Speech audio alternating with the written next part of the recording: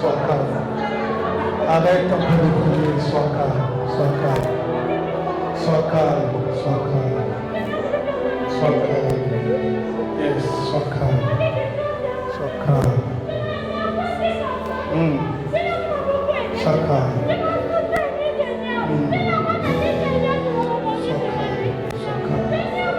La Bible dit c'est le calme, dans le calme et dans le silence, il sera votre force. Sois calme, sois calme, sois calme. Je sais que beaucoup sont troublés en ce lieu, mais sois calme. Dieu est à tes côtés. Sois calme. Dis à ton voisin, sois calme. Dis à ton voisin, sois calme. Sois calme. Dieu est à tes côtés. Alléluia. Merci les chantres. Merci. Merci. Juste le pianiste. Reste là. Le thème de ce matin. Le thème de ce matin, je l'ai intitulé Restaurer pour accomplir sa destinée. Ou plutôt restaurer pour accomplir les desseins de Dieu. Vous savez, on ne peut pas accomplir la destinée, c'est-à-dire le programme que Dieu a prévu pour nous, si on n'est pas restauré. Vous savez, en chacun de nous, Dieu a des programmes. Dieu n'est pas ingrat, Dieu n'est pas injuste, Dieu n'est pas méchant. De la même façon qu'un père, il voit son enfant ou sa fille, il lui dit, elle va aller à tel lycée, elle va faire telle école pour devenir médecin, ingénieur, peu importe. De la même façon, Dieu aussi a un projet, un programme pour ta vie. Je n'entends pas l'amen. Tu ne crois pas que Dieu a un programme pour ta vie? Dis avec moi, Dieu a un programme pour ma vie. Non, tu le dis, on dirait que tu ne crois pas. Dis, Dieu a un programme pour ma vie. Est-ce que tu le crois? Tu le crois? Acclame le Seigneur et assieds-toi. Alléluia. Je bénis le Seigneur pour m'avoir gardé. Pour m'avoir gardé, j'ai pris l'avion et c'est pas facile de prendre l'avion. Vous savez, je bénis aussi Dieu pour la vie de mon père, le pasteur Vincent Lépion, qui est vraiment une source de bénédiction. J'ai une inspiration. Est-ce qu'on peut se lever juste pour prier pour lui? Vous savez, avoir la charge de l'église, c'est pas facile. Est-ce qu'on peut se lever, s'il vous plaît? Je sais que je viens de vous dire de vous asseoir, mais est-ce qu'on peut se lever juste pour prier pour lui? Prier pour lui déclarer des paroles de Dieu, des paroles que Dieu va mettre dans ta bouche pour lui. Que Dieu le bénisse, que Dieu le restaure, que Dieu lui fasse du bien. Commence à prier pour lui. Commence à prier, Seigneur, merci. Je prie que tu puisses te souvenir de ton serviteur. Te souvenir, Seigneur, de ce qu'il fait pour ton œuvre. Te souvenir, Seigneur, de lui. Te souvenir, Seigneur, Père éternel, de sa consécration, de ses sacrifices, Seigneur, de ses douleurs, de ses pleurs, de ses rejets. Merci de te souvenir de lui et merci, Seigneur, de l'accorder ta paix, la paix au nom de Jésus. Amen. Amen. Merci. Merci beaucoup. Vous pouvez vous asseoir. Vous êtes vraiment génial. Tu peux dire avec moi, je suis génial. Ouais, c'est ça. Vous savez, l'Église, c'est la deuxième famille que Dieu nous a donnée après la famille physique. Donc, étant donné qu'on est une famille, il faut qu'on apprenne à se soutenir. Normalement, l'Église est censée être un refuge, c'est-à-dire un endroit où tu peux trouver la paix, un endroit où tu peux trouver la joie, un endroit où tu peux trouver l'amour. Mais ce qu'on remarque, c'est que l'Église n'est plus cet endroit. L'Église, au fait, certaines personnes quittent même le monde, ils viennent à l'Église, ils pensent trouver la paix, mais c'est même dans l'Église qu'ils trouvent encore plus de problèmes. Et ce n'est pas la volonté de Dieu. La volonté de Dieu, c'est que l'Église soit un endroit où les hommes viennent quand ils ont des problèmes, où les hommes viennent quand ils ne se sentent pas bien, où que les hommes viennent même chercher la solution à leurs problèmes. Et aujourd'hui, restaurer pour accomplir sa destinée. Qu'est-ce que c'est la restauration? La restauration de l'âme, c'est l'action du Saint-Esprit sur les émotions et sur les pensées du croyant. Vous savez, on vit dans un monde où ce n'est pas facile. C'est un monde où les gens ont des caractères, des comportements qui peuvent te blesser.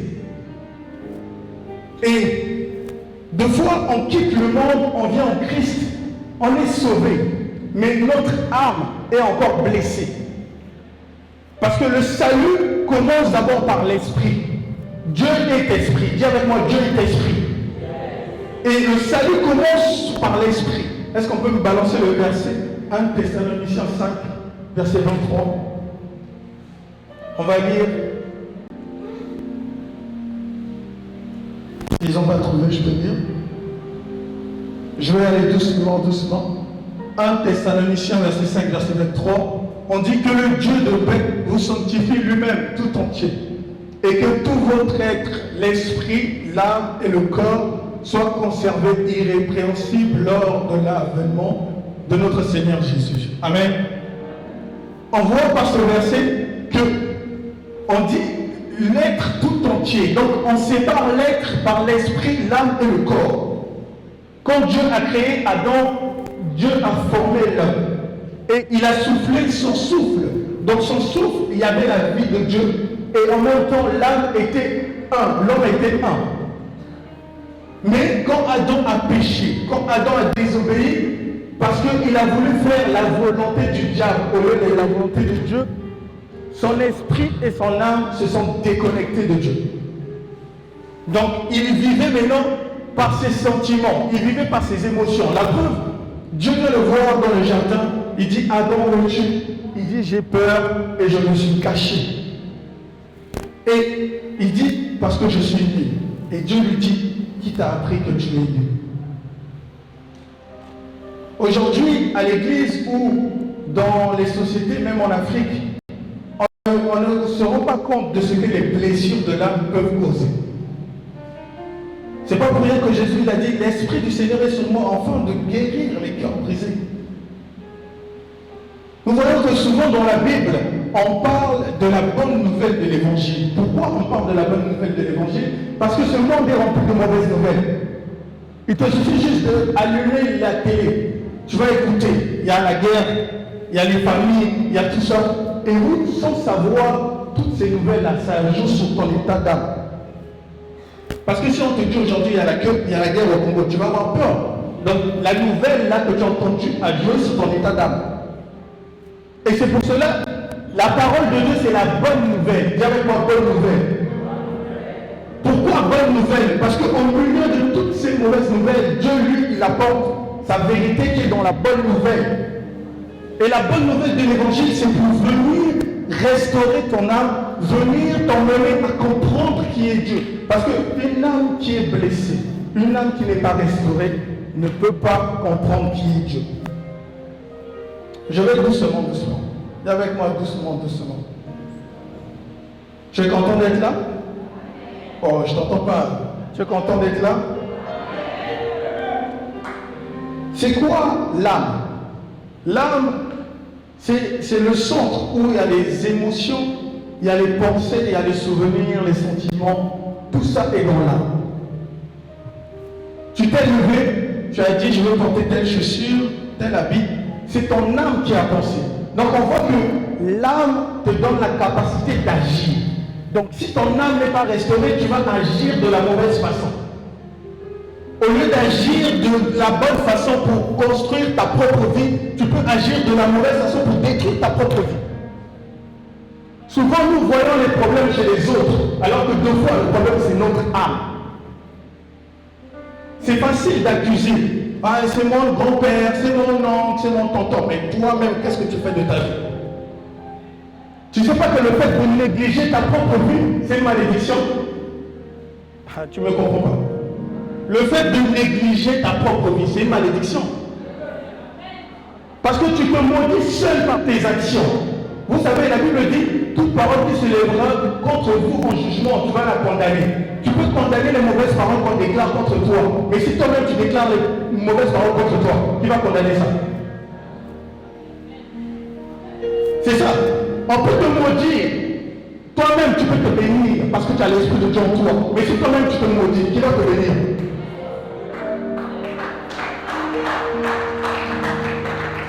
toi-même tu te maudis, tu peux te mettre à genoux, parce qu'on va prier pour toi. Toi-même tu te maudis. Qui va te bénir? C'est pour ça dans l'histoire de la Bible, il y a un homme qui s'appelait Jaïbeth, on a parlé de ça. Il a compris que le problème c'était son nom et il a demandé à Dieu de le bénir. Il y a certaines choses, ce n'est pas d'abord la malédiction, mais c'est l'état de ton âme, la compréhension que tu as de la vie, la compréhension que tu as de Dieu. Si tu ne comprends pas bien les choses, tu ne peux pas évoluer. On voit même à l'école, hein, quand tu ne comprends pas une matière, tu vas avoir les mauvaises notes. Vrai ou faux?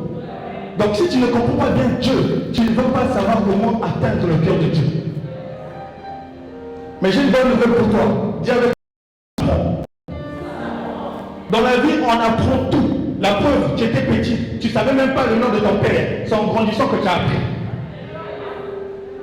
Donc tout s'apprend. N'aie pas peur. Dis avec moi, n'aie pas peur. On peut me remettre le verset 1 Thessaloniciens 5, verset 30. Je vais aller doucement, doucement. Viens avec encore, doucement, doucement. Vous savez, ce sujet est tellement compliqué à parler parce que il y a beaucoup de choses qui sont cachées dans les blessures de l'âme. Il y a beaucoup de choses. La restauration de l'âme concerne à ramener l'âme dans la position ou dans la volonté de Dieu. C'est ça la restauration de l'âme. Parce que l'âme qui est blessée, une âme qui n'est pas restaurée, est loin de la volonté de Dieu, est loin de la pensée de Dieu. Mais le but de l'Esprit de Dieu, par l'onction, c'est de ramener le peuple dans la volonté de Dieu. Dis avec moi, amen.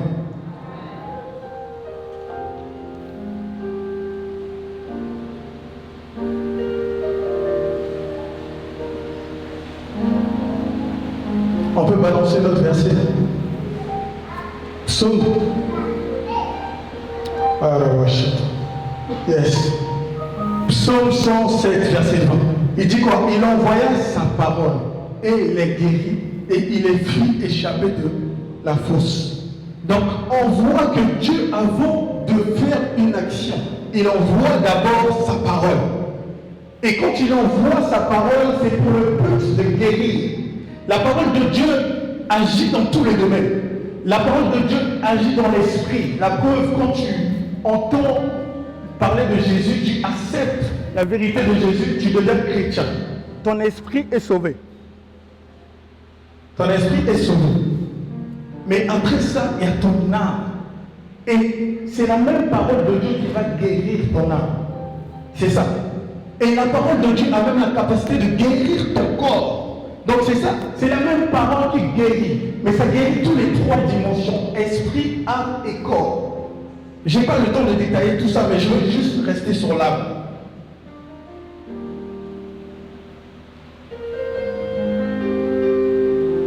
Vous savez, j'ai essayé de faire un peu les recherches. J'ai vu qu'en 2019, il y a 703 000 personnes qui sont mortes par suicide. 703 000 personnes qui sont mortes par suicide. Alors qu'en France, par année, il y a 368 463 morts. Ça veut dire que le suicide tue beaucoup de personnes. Mais vous pensez que qu'est-ce qui emmène une personne à se suicider? Parce qu'il en vit? Non, il en a marre.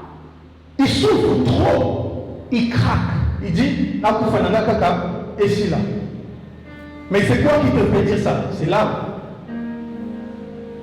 Vous pensez que quelqu'un qui est bien portant va aller mourir comme ça, sans raison, sans but?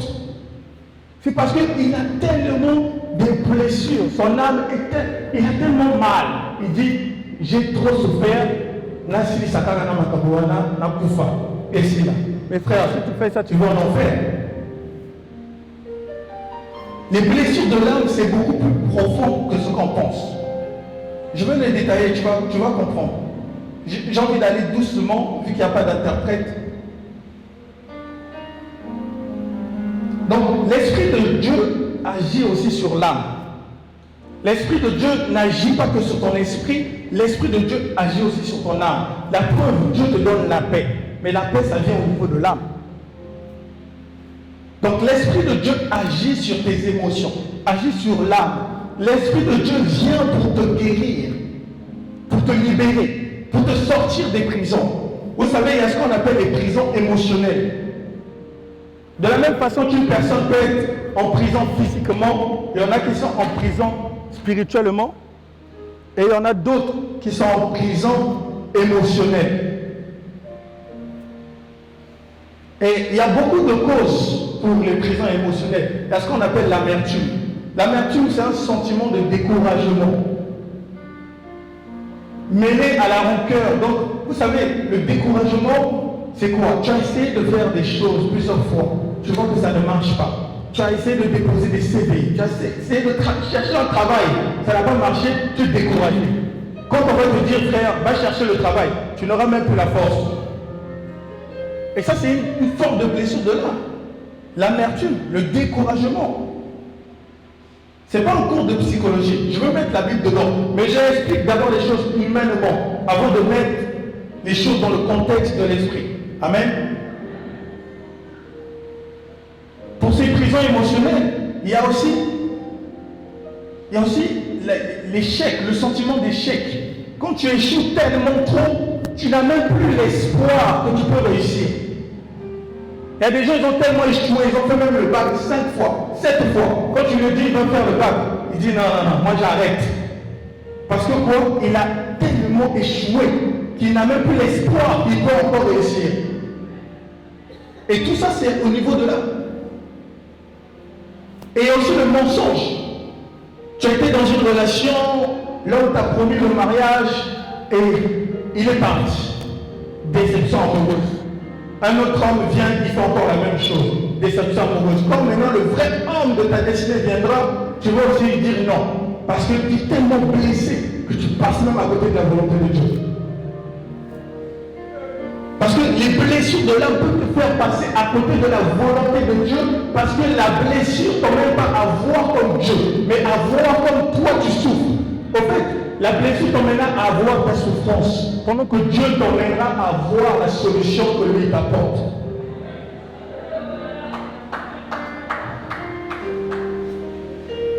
Le mensonge, dis avec moi le mensonge. La Bible dit que le diable est le père du mensonge. Certaines personnes sont souvent en colère. Des fois, quand vous voyez, c'est des blessures de l'âme. Tout le temps, colère, tout le temps, agressif. C'est des blessures de l'âme. Peut-être que dans leur jeunesse, on les tapait beaucoup. Peut-être que les parents les brimaient. Parce qu'il y a des parents qui briment les enfants. Qui font des fois dormir l'enfant sous la pluie. Punir l'enfant. Un enfant comme ça, des fois, quand il grandit, il devient quelqu'un d'agressif. Il aime les bagarres, il est violent. Parce que l'âme est blessée. Tu sais pas, il y a un problème de micro là. Amen.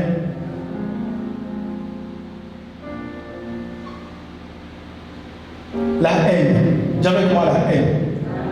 La haine aussi, c'est une forme de... C'est aussi, ça fait partie des prisons émotionnelles. Tout ce que je te dis, ce sont des prisons émotionnelles. Le mensonge, c'est une prison émotionnelle.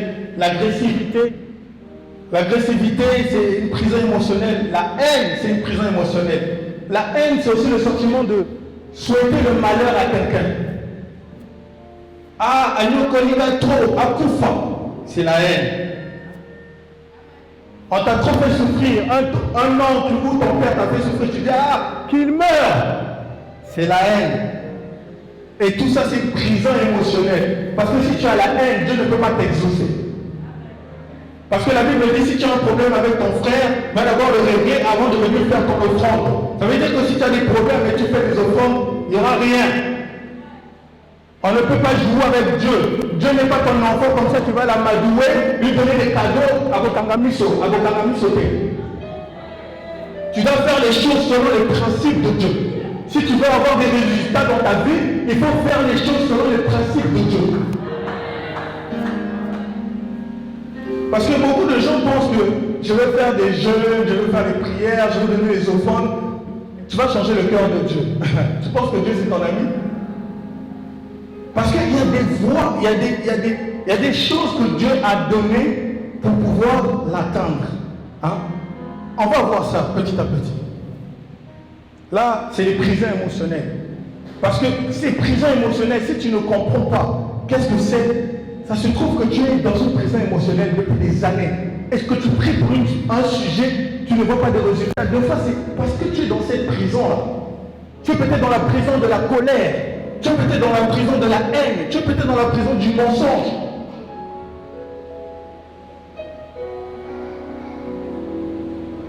Parce que la haine, ça fait quoi? La haine t'emmènera même à dire des paroles de malédiction pour une personne. Tu vas dire, ah, lui, il ne va jamais réussir. Tu ne sais pas que ce que tu as dit, c'est une parole de malédiction. Tout ça parce qu'il y a la haine. Il y a aussi la jalousie. Dis avec moi la jalousie. La jalousie aussi, c'est une forme de prison émotionnelle. Vous savez, les gens pensent que c'est les prophéties qui vont changer ta vie. Non. Les prophéties viennent t'informer du programme de Dieu pour ta vie. Mais la prophétie ne change pas ta vie. C'est toi-même qui es l'auteur de ta propre vie. Donc Dieu collabore avec toi. La Bible dit que nous sommes participants à la nature divine. Ça veut dire que Dieu, quand il veut un truc, il veut que toi aussi tu participes. Mais si toi, dans ton âme, tu es encore blessé, tu as certaines prisons dans lesquelles tu es dedans, Dieu ne peut rien faire. Pas parce qu'il ne veut pas faire, mais parce que tu ne t'es pas aligné dans sa volonté. La jalousie. Et on voit que la jalousie, c'est une forme de blessure de l'âme. Au Congo, il y a trop de jaloux. On peut être jaloux pour toi, même pour une chaussure. Des fois, on est jaloux juste parce que, je ne sais pas, tu as une petite voiture, tu es dans une maison, des trucs bêtes. La jalousie. Parce que l'âme est blessée. Tu as voulu avoir les choses, tu n'as pas pu avoir parce que l'autre a, ça te fait mal. Le bonheur de l'autre n'est pas censé te faire mal. Si tu es païen, oui. Mais si tu es enfant de Dieu, non. Un païen peut être jaloux, peut être agressif. Ce n'est pas de sa faute, parce qu'il n'a pas l'esprit de Dieu en lui. Il a besoin d'aide. Mais toi, tu as l'esprit de Dieu en toi. Comment ça se fait que tu as encore la jalousie? Ton frère est en train de réussir. Bénis Dieu pour sa vie. Bénis Dieu. Vous savez, ce que je dis, c'est moi-même aussi mon propre témoignage. Avant, j'avais beaucoup d'amis qui prêchaient, qui faisaient plein de trucs. Et je disais, ah Dieu, tu l'utilises pas moi. Vous voyez? Et après, Dieu a commencé à m'enseigner, je me suis repenti, j'ai demandé à Dieu de me donner un cœur pour accepter le succès des autres. Moi-même aussi, j'ai été jaloux. Dans la vie, il faut être sincère. J'ai été jaloux. Je ne viens pas te prêcher, je ne suis pas meilleur que toi. Non. J'ai eu des erreurs, Dieu m'a enseigné par rapport à mes erreurs, et je te donne ce que j'ai reçu. On ne donne que ce qu'on a. J'ai dit à Dieu, Seigneur, donne-moi un cœur pour supporter la réussite de mon frère. Et quand Dieu me donne ce cœur, quand je vois un frère béni, en fait, il y a une clé. Quand tu vois un homme béni, investis dans sa vie. Si tu vois un homme que Dieu est en train d'élever, au lieu d'être jaloux, investis dans sa vie. Fais-lui une offrande, là, sème dans sa vie, parce que ce que Dieu est en train de faire, ça veut dire que tu participes. La Bible dit, vous avez une récompense de prophète quand vous accueillez personne comme un prophète. Et il y en a, c'est des prophètes de bénédiction. Donc c'est des messagers. Ils viennent t'annoncer que Dieu veut faire un truc dans ta vie, mais des fois tu n'as pas le discernement pour semer dans leur vie. Tu es là, tu es jaloux. Alors que des fois, il te suffit juste d'une simple semence et ta vie change de vie. Des prisons émotionnelles. Dis avec moi, prison émotionnelle. Dis avec moi, Dieu veut me guérir. Dieu veut me bénir. Dieu veut me faire du bien. Vous savez, les prisons émotionnelles ont beaucoup de conséquences. Parce que les blessures de l'âme t'empêchent même à avoir la vraie foi. Quelqu'un qui est blessé ne peut pas avoir la vraie foi. Parce que la vraie foi, c'est la capacité de croire en Dieu. Mais si toi tu es blessé, on t'a tellement déçu, tu n'arrives pas à croire. Donc ça veut dire que même quand Dieu va dire je vais te bénir, tu ne vas pas croire. Quand Dieu va te dire je vais te guérir, tu ne vas pas croire. Vous voyez, les blessures émotionnelles, ça va loin. Au-delà juste d'une souffrance, ça bloque même tes prières, ça bloque même tes bénédictions. Celui qui est blessé, il a du mal à croire en Dieu.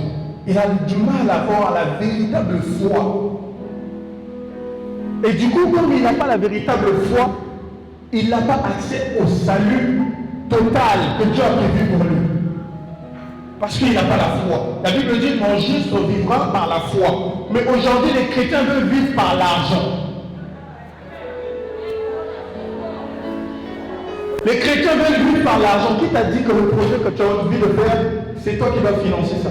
Qui t'a dit? Qui t'a dit que l'entreprise que tu veux monter, c'est toi qui dois faire ça? Qui t'a dit?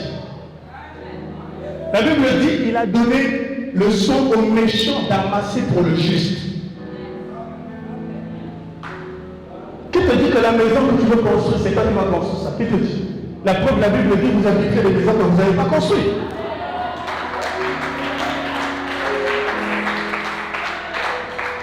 Parce qu'il faut sortir des prisons émotionnelles pour ne même pas être esclave de l'argent. Parce qu'il y en a, ils se disent, ah, moi, quand j'étais jeune, j'avais un grand là, quand j'étais au Sénégal, papa m'avait envoyé là-bas. Lui, il disait, ah, quand j'aurai des balles. Donc lui, ses plans, c'est seulement quand il avait l'argent. Quand il n'avait pas l'argent, il disparaissait. Quand il avait l'argent, il disait, ah, petit, quand j'aurai les balles, je veux faire ça. Donc tout son espoir, il met ça sur l'argent. Quand il n'a pas l'argent, il disparaît. Quand il a l'argent, il réapparaît. Donc vous voyez, les gens ont tellement pris Dieu, ils l'ont mis de côté. Ils ont dit non, moi c'est seulement l'argent qui peut résoudre le problème. Qui t'a dit ça? Il y a des milliardaires qui se suicident. Hein? Ah oui, parce qu'au fait, quand tu es pauvre, tu as des problèmes de pauvre. Quand tu es riche, tu as des problèmes de riche. Oui.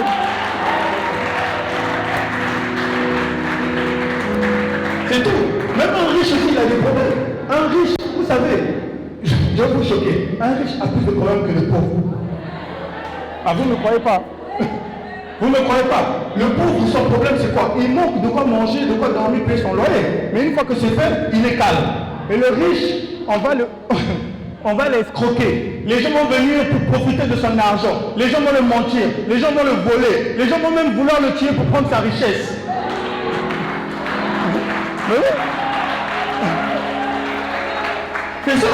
Tu veux être riche, mais tu sais pas qu'être riche, ta vie aussi sera en danger. Parce qu'on peut venir te cambrioler, parce que tu es riche. Alors que si tu es pauvre, on va dire, ah là-bas, il n'y a rien. Tu vois? Donc c'est pour cela qu'il ne faut pas mettre ton espoir dans l'argent, dans quoi que ce soit. C'est bien d'avoir l'argent. En tout cas, je t'interdis d'être pauvre. Oh, tu dis pas même. Je t'interdis d'être pauvre. Mais ce n'est pas la richesse ta solution, c'est Dieu. Acclame Dieu, acclame comme quelqu'un qui veut être riche. Acclame.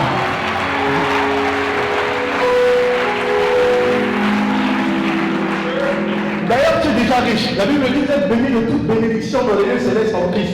Mais maintenant, la bénédiction spirituelle, il faut savoir comment la matérialiser. Ça, il faut la sagesse. Je ne vais pas expliquer ça, c'est un autre débat. On va revenir sur l'âme. Hein? Parce que les gens aiment la bénédiction. On va rentrer, on parle d'abord de l'âme. Donc, vous savez, les blessures ont ramené les gens à avoir un cœur dur. Avoir tellement cœur dur que certains sont entrés dans la sorcellerie ou dans la magie pour se venger. Les blessures. Vous voyez, beaucoup de gens sont sorciers, sont magiciens. Des fois, c'est les blessures. Il a essayé de travailler, il n'a pas marché. Il a dit, ah, je rentre pour moi dans une loge, comme ça c'est réglé. C'est les blessures. Ah oui, tu es là, on t'a tellement fait du mal, tu dis, ah, le vieux là, il faut que je me venge. Tu vas voir un petit chien. C'est les blessures. Bah oui, parce que les blessures te montreront toujours ta douleur, au lieu de te montrer comment sauver l'autre. Vous savez, il y a des problèmes qui nous arrivent, il y a des gens qui nous font du mal, parce qu'on doit les sauver. Oui, parce qu'une personne qui te fait du mal, alors que toi tu lui fais du bien, tu ne vois pas qu'il y a un problème? Toi tu fais du bien à quelqu'un, lui il te fait du mal. Entre vous deux, il y a un problème. Toi tu n'as rien fait, tu l'as fait du bien. Lui il te fait du mal. Ça montre qu'il y a un problème. C'est ça. Les blessures de l'âme ont ramené certaines personnes à être magiciens. Je sais ce que je vous dis. Il y a des jeunes, ils ont tellement souffert, il a dit, ah, j'ai trop souffert. S'il s'agit de sacrifier, je vais sacrifier. C'est quoi? C'est les blessures. Vous voyez, donc il ne faut pas négliger les blessures. Je ne suis pas venu te faire du développement personnel, je ne suis pas un psychologue, je suis un homme d'esprit. Donc toi, si tu es une femme d'esprit, il faut que tu comprennes les paroles que Dieu veut te donner. On a dit quoi? C'est l'année d'accomplissement. Hein? C'est l'année des promesses. Mais pour vivre les promesses de Dieu, il y a aussi un état d'âme à avoir. Ce que je te dis là, c'est pour avoir un état d'âme. À la fin, je vais bien l'expliquer. Mais ces prisons émotionnelles, déjà, il faut que tu comprennes. Est-ce que tu es dans une prison émotionnelle? Parce que j'ai fait une liste. Si je vous dis tout ça, en fait, l'âme peut souffrir. L'âme peut être dégoûtée. L'âme peut avoir des soucis. L'âme peut être blessée. L'âme peut mentir. L'âme peut être angoissée. L'âme peut se sentir abandonnée. L'âme peut refuser la consolation. Vous savez, il y a des personnes qui ont perdu des êtres chers depuis leur vie a changé. Ce qui est tout à fait normal, parce que quand on perd un être cher, c'est une blessure. Mais il y en a, ils ont même fait 10 ans, ils ont perdu une personne, ils regrettent la personne depuis 10 ans. Là, c'est un problème. Parce qu'il y a un temps, il y a un certain temps, mais quand ça dépasse 10 ans, 15 ans, tu n'arrives pas à te remettre, il y a une blessure de l'âme. Donc c'est l'âme qui n'est pas consolée. Tu veux la consoler, mais il dit non, ne me console pas, je souffre trop. C'est les blessures de l'âme. Il y a l'âme brisée. Il y a aussi l'âme paresseuse. Il y en a, ils sont paresseux, c'est l'âme. Là, tu penses que c'est selon ta tête. Hein? Il y en a, c'est des paresseux, c'est l'âme. Au lieu de se lever, vous savez, il y a un frère, je l'ai vu, Dieu m'a donné une parole de connaissance pour lui, je lui ai parlé. Je lui ai dit, il y a telle porte qui va s'ouvrir à toi. Il a refusé parce que le travail, selon lui, il était trop petit. Vous savez, Dieu peut commencer avec toi, prendre un travail même de gardiennage pour t'emmener après à diriger la société. Mais si toi on te dit, deviens gardien, ah, moi je ne peux pas faire ça. Frère, c'est la paresse et l'orgueil. La Bible dit l'élévation ne vient ni de l'Orient ni de l'Occident, mais ça vient de Dieu. Joseph, Dieu l'a béni en tant qu'esclave. Donc ça veut dire, la Bible dit tout ce que ta main trouvera à faire, fais-le. Si on te propose un travail, même si tu es plus diplômé de ce travail, fais-le. Ne sois pas paresseux, tu ne fais rien, après c'est pour aller déranger. Oh non, le papa ne le partage pas. Lui, c'est seulement ses enfants. Mais c'est normal. Est-ce que tu es son enfant? Bah oui. Après, c'est pas moi la haine. Ah, lui, il aide seulement ses enfants. C'est normal. Tu n'es pas son enfant. Mais oui, il ne faut pas avoir mal. Il a ses enfants, il aide ses enfants, il peut aussi t'aider comme il peut aussi ne pas t'aider. Maintenant, s'il ne t'aide pas, vous pouvez être blessé. Voilà. Il faut dire la vérité comme ça. Dis avec moi la vérité. C'est ça. Parce qu'il y en a, ils font rien, ils sont là, ils sont paresseux, ils attendent seulement que le papa là-bas le matin au travail, le soir il emmène l'argent, tu attends seulement qu'il te donne. Est-ce que tu es son enfant?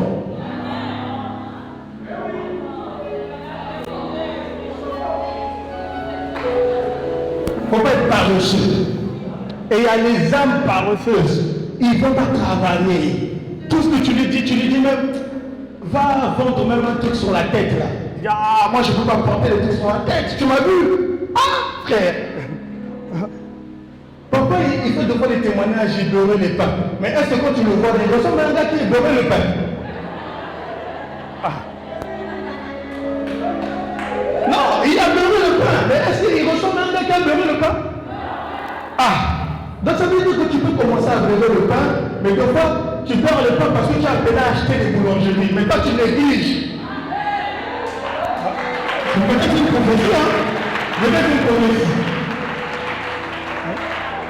C'est ça, parce que des fois, Dieu peut t'emmener dans un domaine pour comprendre comment le domaine là fonctionne, pour toi après avoir ça. Par exemple, si tu veux avoir une société, par exemple, de maçonnerie, Dieu t'emmène à être maçon. Tu dois déjà savoir comment on met les briques, tu dois savoir que les ouvriers, c'est des macros. Mais oui, parce que tout ça c'est l'enseignement. Si toi tu ne sais pas ça, tu veux seulement l'entreprise, on va t'escroquer, tu ne vas pas savoir comment ça fonctionne. Donc de fait, Dieu il te prend, il te met là en tant que maçon. Pas parce que tu es maçon, mais tu es juste quelqu'un qui vient regarder comment ça se passe. Parce qu'il veut te donner les grandes choses. Mais quand tu parles ici, tu vas dire, ah, moi je ne vais pas prendre les briques. Moi je vais soulever les briques, moi. Ah frère, ok. Même Jésus il a soulevé les planches, toi tu ne veux pas soulever les briques. Ah. C'est bien.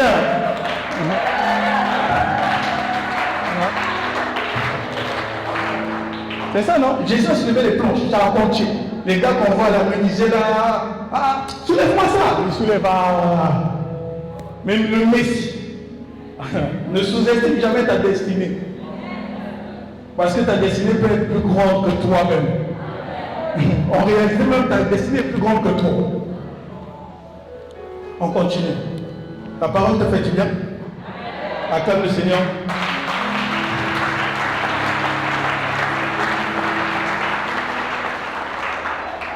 Je continue. Il y a aussi des âmes méchantes. Il y a des gens qui sont méchants. Pas parce qu'ils ont voulu être méchants. Vous savez, moi, ce que Dieu m'a enseigné, c'est de ne jamais critiquer quelqu'un. Quand je vois une personne se comporter d'une certaine façon, j'essaie à comprendre pourquoi il est devenu comme ça. Vous savez, si vous avez tellement fait du bien toute votre vie et qu'on vous a tellement déçu, vous pouvez devenir méchant. Pas parce que tu as voulu être méchant, mais à cause de ce que tu as souffert.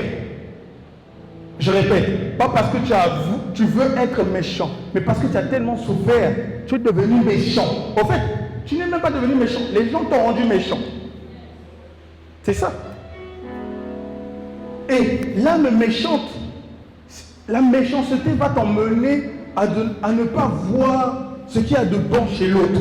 Celui qui est méchant ne peut pas voir ce qu'il y a de bon chez l'autre. En chacun de nous, il y a des qualités, il y a des capacités. Hein. Parce que Dieu a créé tout homme. Tant qu'il a créé tout homme a en lui un potentiel. Dis avec moi potentiel. C'est ça. Parce que toutes ces choses, c'est pour t'emmener à comprendre dans quelle prison que tu es, pour que Dieu puisse te sortir de cette prison, pour que toi, tu puisses manifester ton potentiel. Et c'est ton potentiel là qui va te donner le succès, c'est ton potentiel là qui va te donner l'argent, c'est ton potentiel là qui va même t'emmener à vivre une vie de gloire. Bah oui, parce que tout ce que tu cherches, Dieu a déjà mis ça en toi. Mais deux fois, c'est ces blessures-là qui étouffent ce que Dieu a mis en toi. Parce que si, par exemple, tu n'aimes pas les conseils, on te donne les conseils tout le temps, tu t'énerves. Alors que deux fois, ce sont les conseils-là qui veulent t'emmener à être une meilleure personne. Mais tu vois, mais au niveau de ton âme, il y a des gens qui n'aiment pas les conseils. Vous savez, il y a des gens qui n'aiment pas les conseils. Tu le conseilles, il est fâché, c'est comme s'il ne veut pas. Non, les conseils sont emmenés. Tu sais, la Bible dit, celui qui a plusieurs conseillers, on a pour son bonheur. Donc, il faut accepter les conseils. Je ne sais pas, je n'avais pas prévu de dire ça. Je pense que c'est l'Esprit de Dieu qui donne un message à quelqu'un. Il faut accepter les conseils. Tu ne peux pas être là, on va te conseiller, tu ne veux pas écouter les conseils, frère. C'est une forme d'orgueil. Et d'ailleurs, je rentre même dans l'orgueil, qui est une forme de blessure. Parce que l'orgueil, c'est le sentiment qui te fait croire que tu es supérieur aux autres. Mais qui t'a dit que tu es supérieur aux autres? Donc vous pensez que Dieu est injuste, il va créer d'autres mieux que toi? Ou toi mieux que les autres? L'orgueil, c'est aussi une prison émotionnelle. Parce que l'orgueilleux ne voit que lui. Quand les autres font un truc, il voit que les autres font les trucs mal. Même s'ils font bien, mais tellement lui, il se prend tellement au-dessus qu'il pense que les autres sont en bas. Alléluia. L'orgueil, c'est une prison émotionnelle. C'est ça. Parce que l'orgueilleux ne voit que sa vie. Il ne voit pas les autres. Il n'entend même pas les autres. Il ne comprend même pas les autres.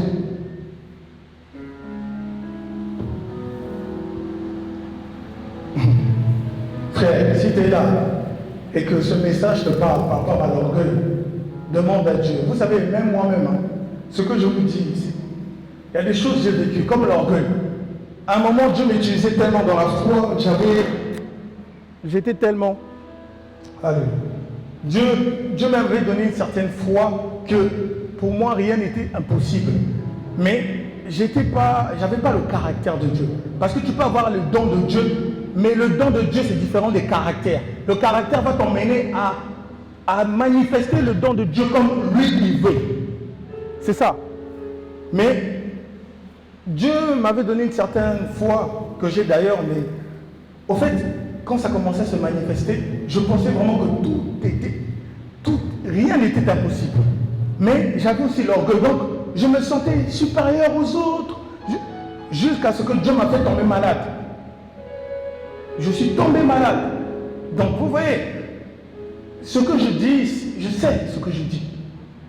Je sais ce que l'orgueil peut t'apporter. Je sais comment l'orgueil peut te détruire. J'ai vécu ça.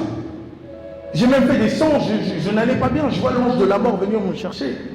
Je déclare, je dis non, c'est pas mon temps. Donc vous voyez, l'orgueil peut t'emmener. La Bible dit quoi? L'humilité précède la gloire. L'orgueil, j'entends pas, l'orgueil. Vous voyez, l'orgueil précède la chute.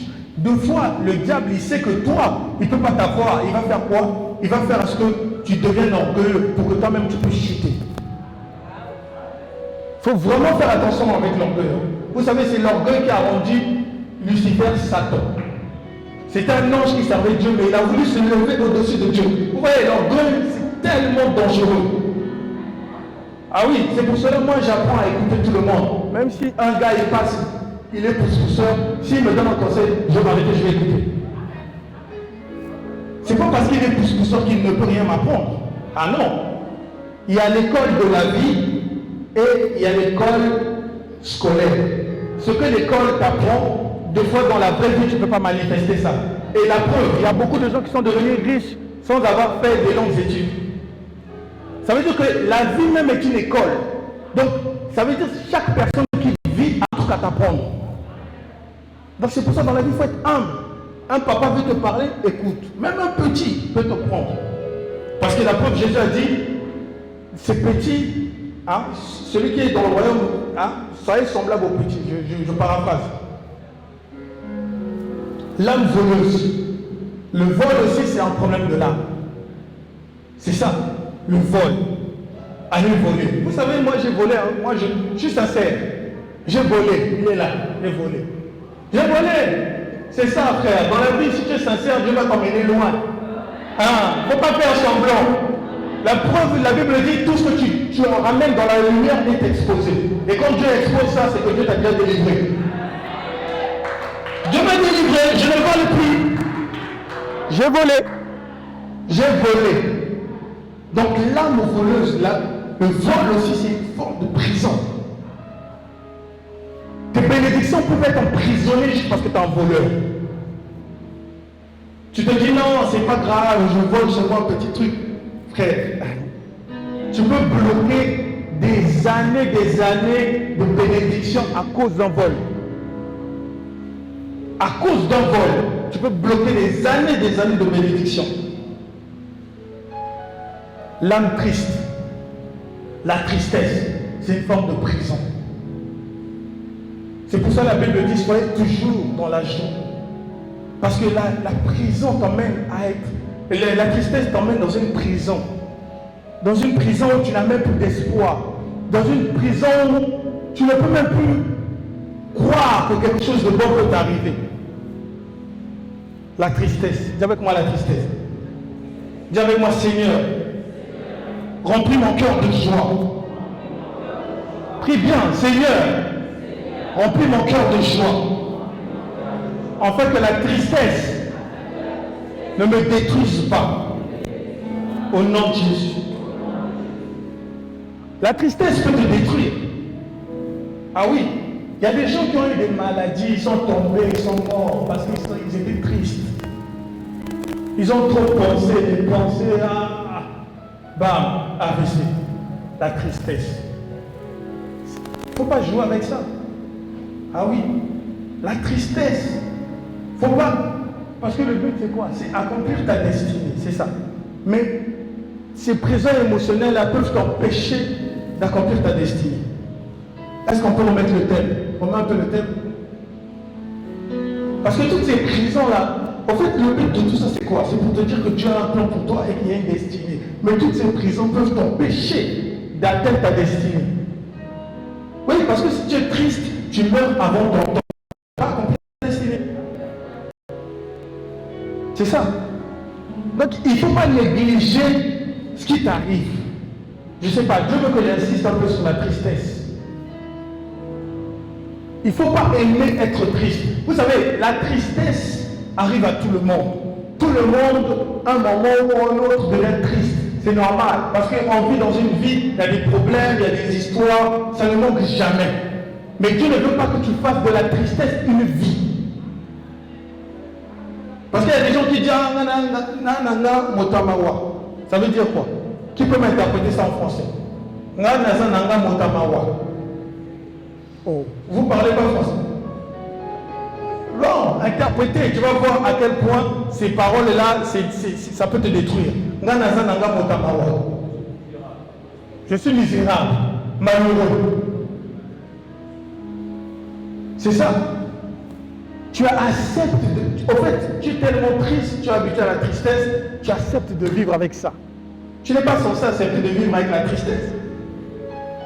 La Bible te dit, soyez toujours joyeux. Mais toi, tu acceptes de vivre avec la tristesse. Il y a un problème dans l'âme. Et sache que si tu es habitué à la tristesse, Dieu veut te délivrer. Oh, tu dis pas amen. Hein?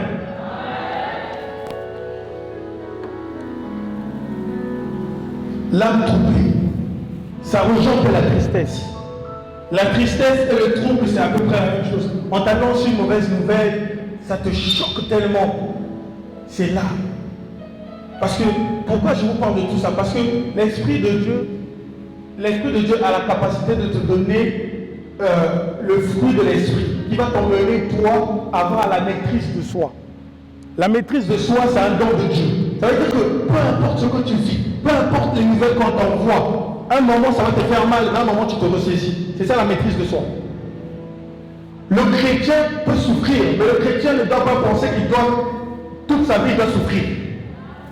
La preuve, la Bible dit quoi? Le malheur atteint souvent le juste, mais l'Éternel l'en délivre toujours. Le malheur atteint souvent. Ça veut dire que le malheur revient souvent dans la vie du juste. Mais l'Éternel en délivre toujours. Donc il ne faut pas rester dans un état de tristesse éternelle. Il te faut la maîtrise de soi. Un moment tu es triste, ce qui est normal. Il faut être triste quand ça arrive, voilà. Mais à un moment tu te ressaisis. À un moment tu te ressaisis. Tu dis non, je ne suis pas appelé à vivre dans la tristesse. Je suis appelé à vivre dans la joie. La preuve, Jésus a dit, je vous laisse ma paix. Et la paix de Dieu va t'emmener à vivre une vie épanouie. Le but de Dieu, ce n'est pas qu'on vive une vie dans la souffrance, mais c'est de vivre une vie dans la victoire. Et tout ce que je te dis, c'est pour vivre une vie dans la victoire. Quand tu comprendras dans quelle prison tu es, tu comprendras comment Dieu va te délivrer et tu vivras une vie de victoire.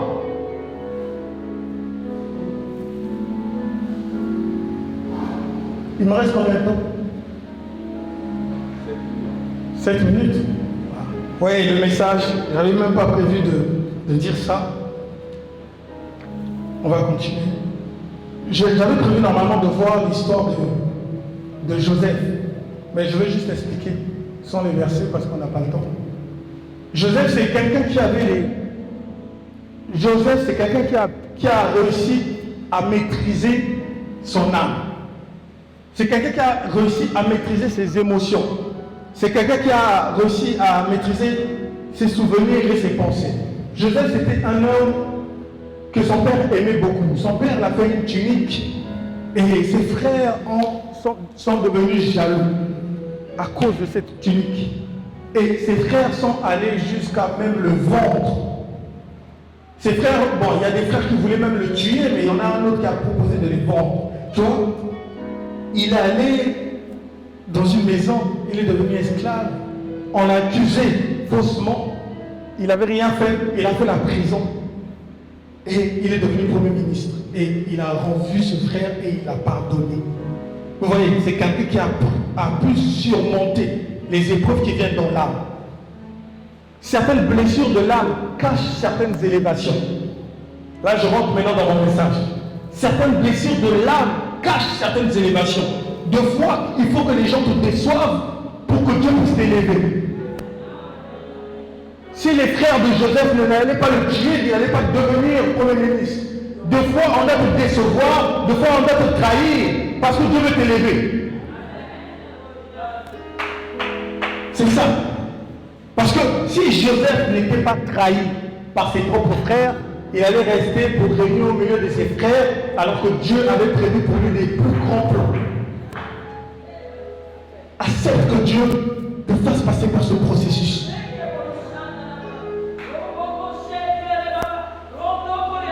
Accepte cela. Des fois, Dieu va permettre qu'on te blesse. Dieu n'est pas méchant, mais Dieu veut t'enseigner. Dieu enseigne dans toutes les situations. Même dans ta détresse, Dieu peut t'enseigner.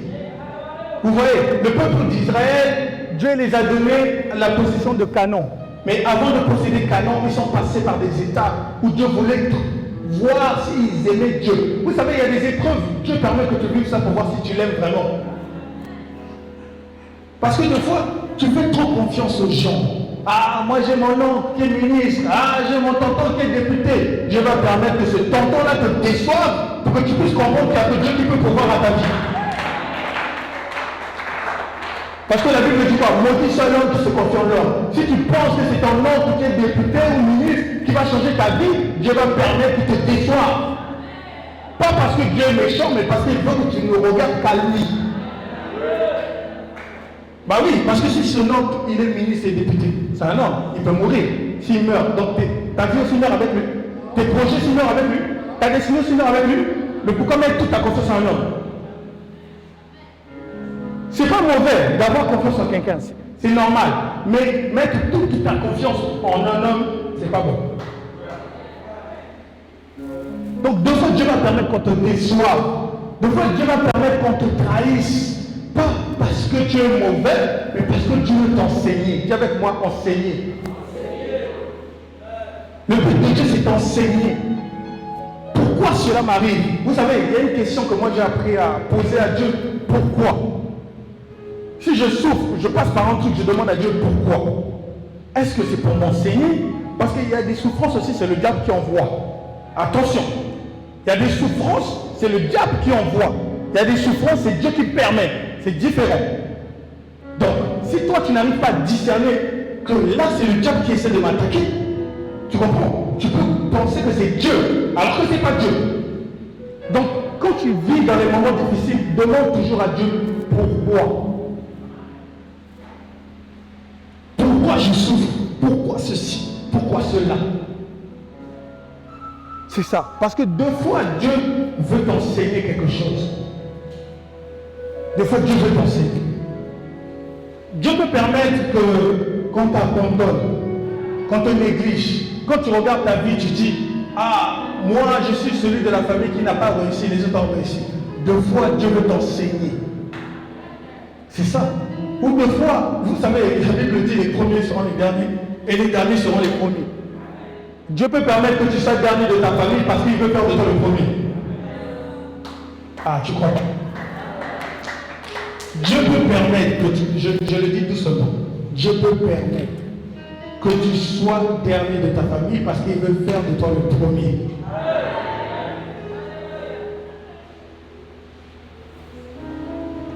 Amen. Ma première offrande, amen. Mère, sois bénie. Tu fais le commerce? Pas encore. Commence à faire le commerce. Commence à faire au nom de Jésus. Amen. On peut applaudir pour la maman.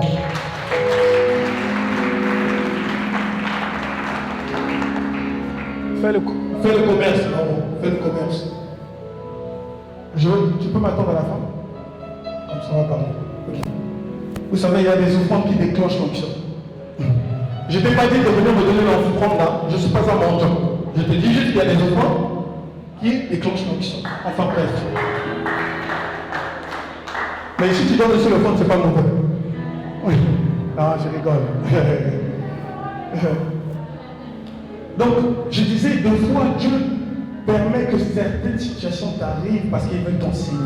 Donc, il ne faut pas subir deux fois des situations. Il faut demander pourquoi. Il y a la maman qui a témoigné, elle a dit, il y a un frère qui est mort, une soeur, hein, des enfants. Vous voyez, quand il y a trop de morts affilés comme ça, il faut demander à Dieu pourquoi. Ouais, il faut demander à Dieu pourquoi. Parce que dans chaque événement, il y a une cause. C'est ça. Certains événements ne nous arrivent pas au hasard. Donc il faut apprendre à demander à Dieu pourquoi. Tu souffres pourquoi. C'est ça. Parce que des fois Dieu veut t'enseigner.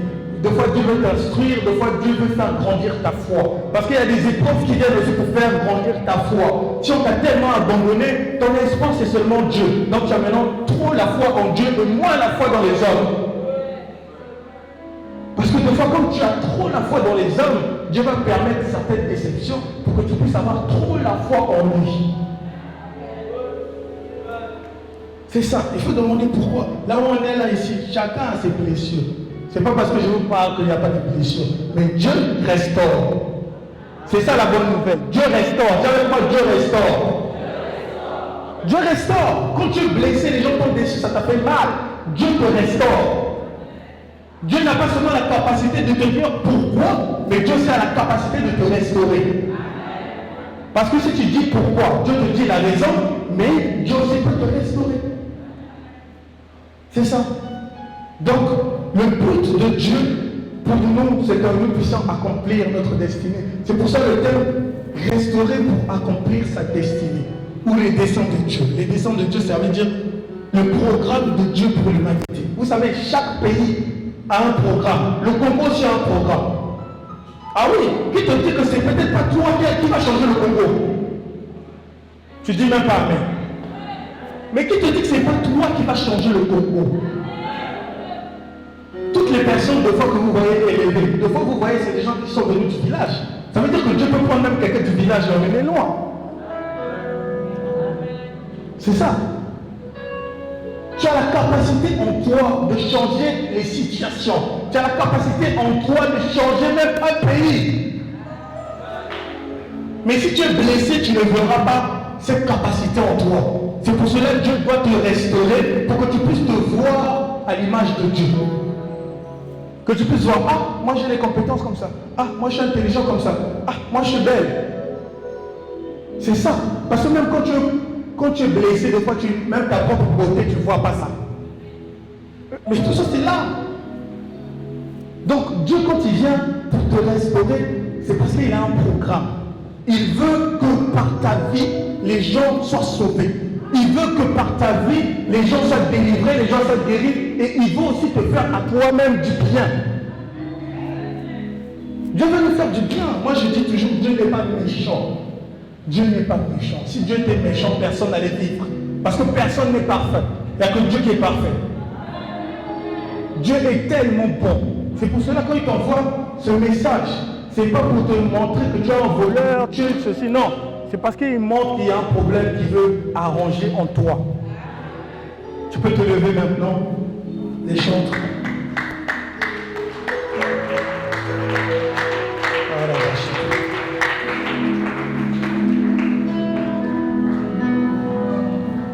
Et mon âme te loue, et mon âme t'adore. Yes. Pendant que ce chant va passer, après, tu prieras. Yes. Est-ce qu'on peut chanter cette chanson? Yes. Ah, la chante.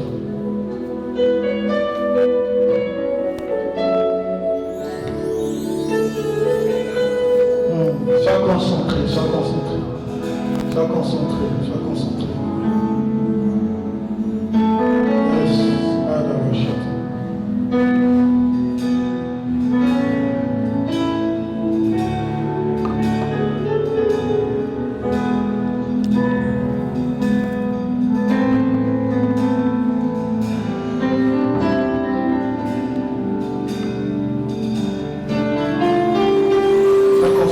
Sois concentré.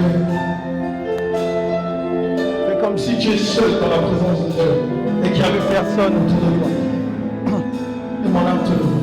Et mon âme te loue.